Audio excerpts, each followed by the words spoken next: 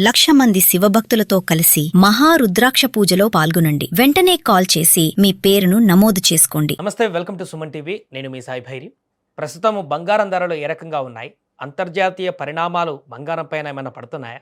దేశంలో కొనుగోలుకు సంబంధించినటువంటి వివరాలు ఎలా ఉన్నాయి? తాజా రేట్స్ ఏంటో కూడా పూర్తిగా తెలుసుకునేటువంటి ప్రయత్నం చేద్దాం. మనతో పాటు మార్కెట్ అనలిస్ట్ ప్రభు గారు జాయిన్ అవుతున్నారు. సార్ నమస్తే. సార్, ఈరోజు బంగారం ధరలు ఎలా ఉన్నాయి? గత 2-3 రోజులతో పోలిస్తే తగ్గినాయా, పెరిగినాయా? ప్రస్తుతం తగ్గుతాయా, పెరుగుతాయా? ఎలా ఉన్నాయి అప్డేట్స్? కొంచెం ట్రెండింగ్ డౌనే ఉంది, పెద్ద పడట్లేదు కానీ ఒక 500-800 పాయింట్స్ అట్లా. ఇవాళ మన మార్కెట్ లో చూస్తే 1,54,751 ఇది ఎంసీఎక్స్ ట్రేడ్ అవుతుంది. సిల్వర్ అయితే 2,24 క్యారెట్. ఓకే. 8 అంటే ఎక్స్చేంజ్ లో ఉండేది ఒకటే ఉంటుంది, మిగతా అన్ని ఉండవు. మిగతా అన్ని బయటే ఉండేది. ఎక్స్చేంజ్ లో ఉండేది 24 క్యారెట్స్ ఉంటుంది, అదే లిస్ట్ అవుద్ది. 1,54,751 అది గోల్డ్ అయితే, అంటే 800 మైనస్. అదే సిల్వర్ అయితే 200 ప్లస్ 2,67,200. ఇంటర్నేషనల్ గా చూసుకున్నా మీకు 4,500 దగ్గర బాగా స్ట్రాంగ్ కన్సాలిడేషన్. అంటే అక్కడి నుంచి పెద్ద మూవ్మెంట్స్ లేవు, అక్కడే ఆగిపోయింది. 5,600 దాకా వచ్చి అక్కడి నుంచి డౌన్ అయిపోయి ఈ లెవెల్లో consolidation mode, plus or minus ఒక 100, 200, 300 పాయింట్స్ అట్లా నడుస్తుంది ఇంటర్నేషనల్. ఇప్పుడు ఇంటర్నేషనల్ కూడా $21 తగ్గింది. సిల్వర్ అయితే 75, 77, అంటే 0.5 అంత పెద్ద తేడా లేదు. అంటే ఇక్కడ స్టాగ్నేట్ అయిపోయి ఇక్కడ కన్సాలిడేషన్ మోడ్ లో ఉండే ఇక్కడ పెద్ద మూవ్మెంట్స్ రావట్లేదు. ఎందుకంటే అనేకమైన కారణాలు ఉంటాయి. ఇప్పుడు జనరల్ గా 2026 ఇస్ గుడ్ ఇయర్ అనుకోవచ్చు. స్ట్రాంగ్ ఫుటింగ్ స్టార్టింగ్ కూడా మంచి ఇది ఇచ్చింది. లాస్ట్ ఇయర్ 65% అబోవ్, 65-70% వచ్చింది కదా 25. అంటే ప్రతి సంవత్సరం కూడా 60% వస్తుందా అంటే అంత ఎక్స్పెక్ట్ చేయలేం కదా జనరల్ గా. సో చేంజెస్ ఉంటాయి, అసెట్ క్లాస్ లో చేంజెస్ ఉంటాయి.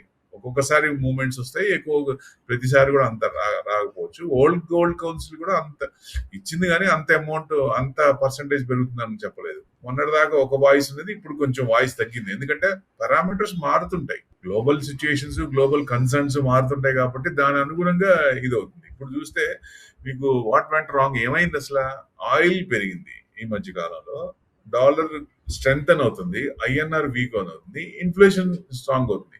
ఎప్పుడైతే డాలర్ స్ట్రెంగ్తన్ అవుతుందో, ఇన్ఫ్లేషన్ స్ట్రాంగ్ పెరుగుతుందో, then combination of gold to rise. So ఈ రెండు గనక ఉంటే సో డెఫినెట్ గా రైజ్ కావాలి. సో అన్నారు సిల్వర్ ధర అనేది ఫ్యూచర్ లో చాలా పెరిగేటువంటి అవకాశం ఉంటుంది దానికి.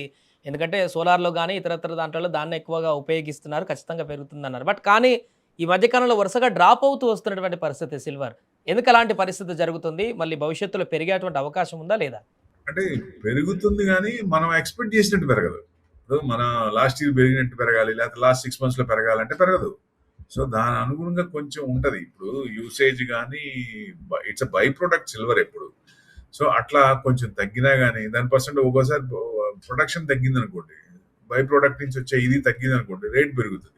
లేదు ఎక్కువ వచ్చింది అనుకోండి, రేటు కొంచెం ఇది అవుతుంది. సో దాని అనుగుణంగా పారామీటర్స్ చాలా ఉంటాయి కాబట్టి దాని డిమాండ్ ఏం తగ్గలేదు కదా, కన్సంప్షన్ ఏం తగ్గలేదు. ఇప్పుడు పూర్తిగా రెన్యూబుల్ ఎనర్జీ రాలేదు, పూర్తిగా ఫసల్ ఫ్యూయల్ నుంచి బయటికి రాలేదు, రెన్యూబుల్ ఎనర్జీకి రావాలి, ఈవీ నుంచి గ్రీన్ హైడ్రోజన్ రావాలి. అప్పుడు డెఫినెట్ గా యూసేజ్ ఎక్కువ ఉంటుందిగా.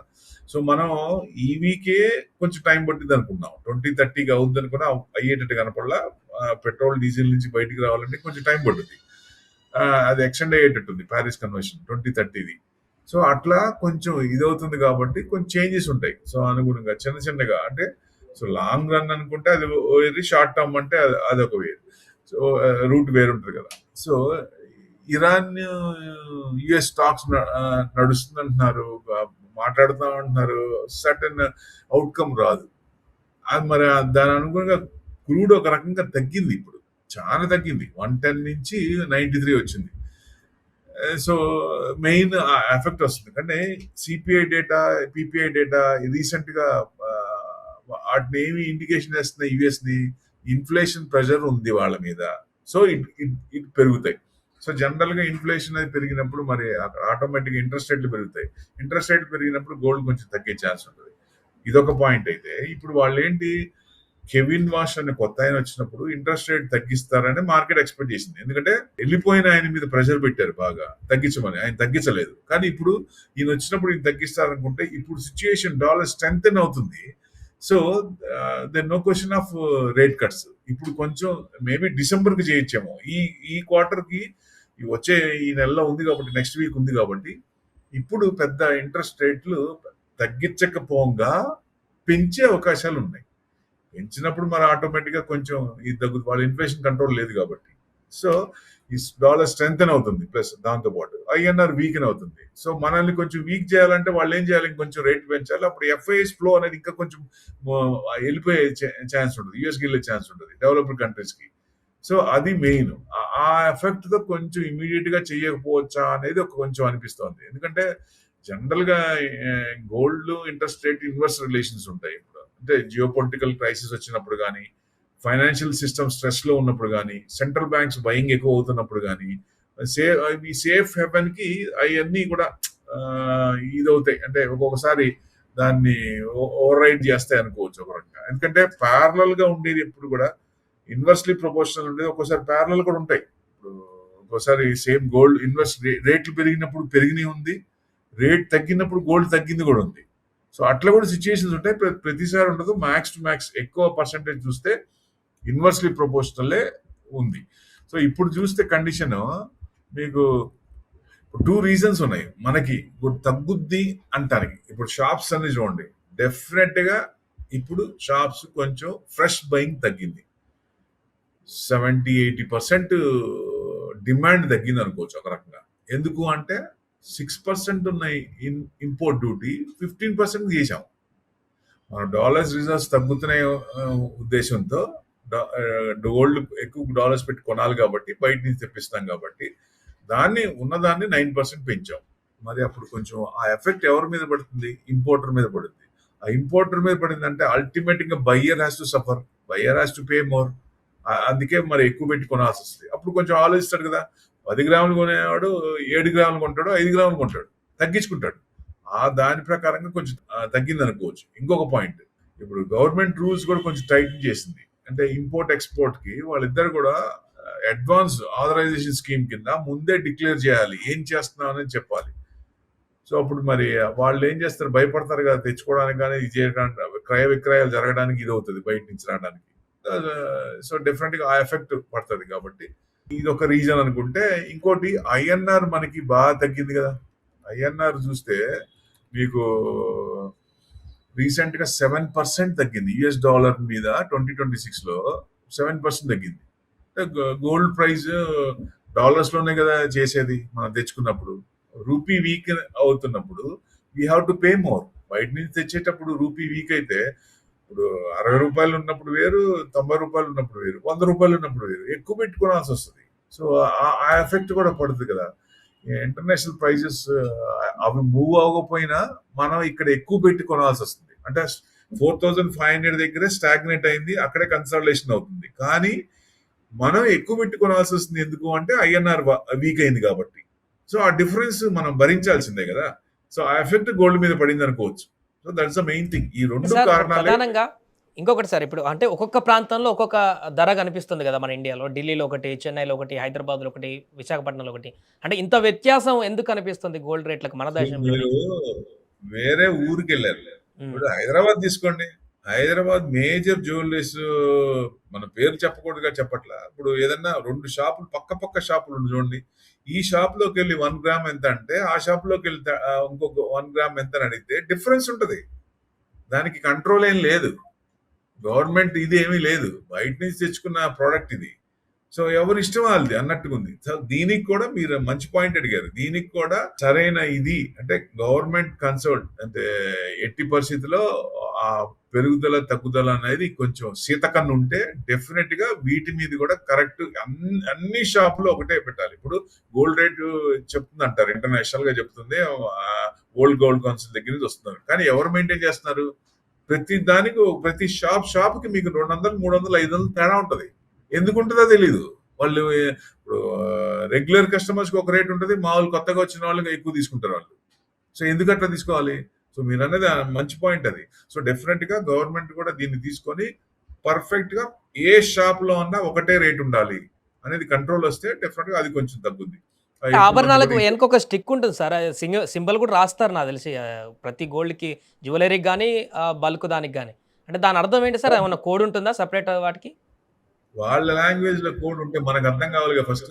ఇండివిజువల్ ఇన్వెస్టర్ కొనేవాడికి అర్థం కావాలిగా. ఇప్పుడు షాప్ అవును. మీకు వెళ్ళారు, ఇప్పుడు అది 24 క్యారెక్టర్ అని మనం కొనుక్కుంటాం, కానీ అది 24 క్యారెక్టర్ అయిందా లేదా అని మీరు ఎట్లా చెప్పగలరు? అంతకంటే తక్కువ ఇస్తే మీకు ఎట్లా తెలుస్తుంది? ఉమ్, ప్రతిసారి మనం వెళ్ళి చెక్ చేయలేం కదా. సో అవును. That's the main thing. ప్రతి ఒక్కరు కూడా చెక్ చేయరు కదా. అది గోల్డ్ లో ఈ గోల్డ్ పర్చేజ్ సెల్లింగ్ లో ఇవన్నీ ఉన్నాయి. సో పర్చేజ్ అప్పుడు అంటే మీరు మేజర్ ఇంపోర్ట్ ఎక్స్పోర్ట్ వాళ్ళన్ని కరెక్ట్ చూసుకుంటారు వాళ్ళు అనుకుంటారు. మరి ఇండివిజువల్ చూసుకునేటప్పుడు ఇలాంటి ఇబ్బందులు ఉన్నాయి కాబట్టి ఇవన్నీ కూడా కరెక్ట్ రావాలంటే గవర్నమెంట్ కొన్ని రూల్స్ అండ్ రెగ్యులేషన్స్ కనుక ఫామ్ చేస్తే డెఫినెట్ గా ప్రతి షాప్ కూడా ప్రతి ఒక్క ఇంపోర్టర్ ఎక్స్పోర్టర్ కూడా మెయింటైన్ చేస్తే అవన్నీ కూడా కరెక్ట్ గా అల్టిమేట్ గా డౌన్ లెవెల్ కింద ఉన్న ఇన్వెస్టర్ బయ్యర్ దాకా వస్తుంది. అప్పుడు సేఫ్ గా ఉంటారు. సో చాలా మంది మోసపోయేది కూడా ఇక్కడే. సో ఇవన్నీ ఉంటాయి. సో జనరల్ గా ఏంటంటే మనం రెగ్యులర్ గా గోల్డ్ కొనే వాళ్ళు ఆడవాళ్ళు ఎప్పుడు ఏంటంటే కొన్న షాప్ లోనే కొంటారు. ఎప్పటి నుంచో ట్రాక్ ఉంటుంది కాబట్టి అంత పెద్ద ఇది ఉండదు. సో కొత్తగా వచ్చిన వాళ్ళు, కొత్తగా చేసిన వాళ్ళు అక్కడ కొంచెం డిస్టర్బ్ అయ్యే ఛాన్స్ ఉంటుంది. కొంచెం ఇలాంటివి జరిగే ఛాన్సులు ఉంటాయి. ఓవరాల్ గా ఇప్పుడు రాబోయే రోజుల్లో ఎలా ఉండేటువంటి అవకాశం ఉంది సార్ బంగారం? ఇంకా అక్కడ హార్ముజ్ జలసంధి వద్ద అయితే పరిస్థితి అంత సద్దుమందినట్టు కనిపించట్లేదు. అంతర్జాతీయ పరిణామాలు కూడా అంత సానుకూలంగా కనిపించట్లేదు. ఏ విధంగా ఉండే అవకాశం ఉంది రాబోయే రోజుల్లో గోల్డ్‌కి? ఇప్పుడు ఆ డిఫరెన్స్ మనకి ఇది అవ్వాలంటే INR has to come down. మరి ఆర్బీఐ డ్యూటీ కదా అది. ఐఎన్ఆర్ ని కిందకి తీసుకురావాలి, అంటే స్ట్రెంగ్ అవ్వాలి, మన రూపీ స్ట్రాంగ్ అవ్వాలి, డాలర్ వీక్ అవ్వాలి. ఇప్పుడు డాలర్ వీకే కనపడలేదు. ఇప్పుడు స్ట్రెంగ్ ఇంకా 120, 150 దాకా వెళ్లే ఛాన్స్ కూడా ఉన్నాయి అంటున్నారు. 120 వెళ్తే మన పరిస్థితి ఏంటి మరి? అప్పుడు గోల్డ్ పరిస్థితి ఏంటి? ప్లస్ ఇప్పుడు ఇంట్రెస్ట్ రేట్లు పెంచుతారు కాబట్టి ఇప్పుడు అక్కడ గోల్డ్ కొంచెం తగ్గే ఛాన్సే ఉంటుంది ఇంటర్నేషనల్. కొంచెం అంటే విపరీతంగా తగ్గుతుంది, బాగా తగ్గుతుంది అని ఎక్స్పెక్ట్ చేయలేం, కానీ మేబీ కొంచెం ఒక 10% అట్లా తగ్గచ్చు. అందుకంటే ఎక్కువ తగ్గకపోవచ్చు. కాబట్టి ఎవరన్నా కొనుక్కునే వాళ్ళు ఎవరన్నా ఉంటే కొంచెం చూసి కొనుక్కోవడం మంచిది. సో డెఫినెట్ గా, ఎందుకంటే కొంచెం తగ్గే ఛాన్స్ ఉన్నప్పుడు మంచిదే కదా.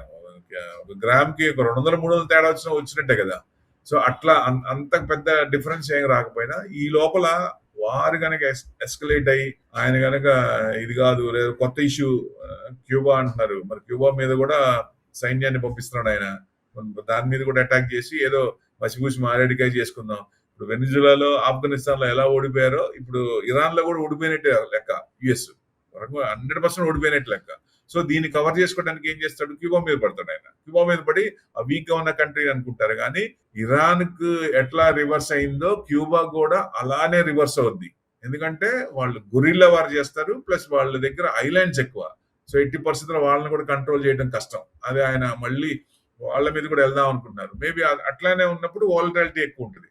అట్లా చేస్తున్నప్పుడు మళ్ళీ గోల్డ్ కూడా కొంచెం ఇదే ఛాన్స్ ఉంటుంది కాబట్టి మార్కెట్ పడుతుంది, అప్పుడు కొంచెం పెరిగే ఛాన్స్ ఉంటుంది. సో అట్లాంటివి ఏం రాకుండా ఉంటే ఒక ఎత్తు, వచ్చినాయి అంటే గోల్డ్ కొంచెం పెరిగే ఛాన్స్ ఉంటుంది. లేదు అంటే ఐఎన్ఆర్ తగ్గితే అదొక ఎత్తు. ఐఎన్ఆర్ కనుక తగ్గకుండా పెరుగుతుందంటే మరి ఆటోమేటిక్ గా కొంచెం ఈ కన్సల్టేషన్ మోడ్ లోనే ఉంది కాబట్టి ఆ రేంజ్ లోనే 4500, 4600, 700 ఆ రేంజ్ లోనే ఉండొచ్చు, పెద్ద పెరగపోవచ్చు. సో ఏదైనా ఎక్స్ట్రీమ్ పాయింట్స్ ఉన్నప్పుడే కొంచెం పెరగచ్చు. బస్ట్ 1-2 ఇయర్స్, ఎందుకంటే లాస్ట్ 2 ఇయర్స్ బాగా ఇచ్చింది అనుకోవచ్చు ఒక రకంగా. సో నెక్స్ట్ కమింగ్ ఇయర్స్ కొంచెం కన్సల్టేషన్ ఫేజ్ తీసుకొని తర్వాత కానీ బ్రేక్అవుట్ బ్రేక్ డౌన్ అయ్యే ఛాన్స్ ఉంటాయి. ఈ 2 ఇయర్స్ లో మనం ఎక్కడ డౌన్ లెవెల్ లో చూసుకొని తగ్గుతున్నప్పుడు డౌన్ లో కొనుక్కోవడం మంచిదని ఉద్దేశం. Right sir. Thank you so much. అది ప్రస్తుతము బంగారం ధరలకు సంబంధించినటువంటి వివరాలు, అంతర్జాతీయంగా నెలకొన్నటువంటి పరిణామాలు, ఆ రకంగా రోజుకు కొనసాగుతున్నటువంటి హెచ్చుతగ్గులు అనేటివి బంగారంలో మనకు కనపడుతున్నాయి. రాబోయే రోజుల్లో ఏం జరుగుతుందనేది వేచి చూద్దాం.